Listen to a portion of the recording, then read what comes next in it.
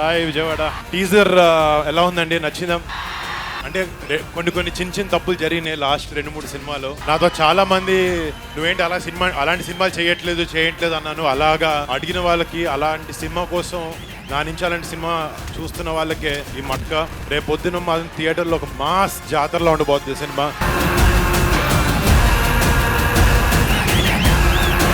Definitely అంటే ఒక mass fights అన్నీ కాకుండా ఒక కొత్త రకమైన వరల్డ్ ని, ఒక 1960s to 1980s లో వైజాగ్ లో ఉండే ఒక కథ ఇది మట్క.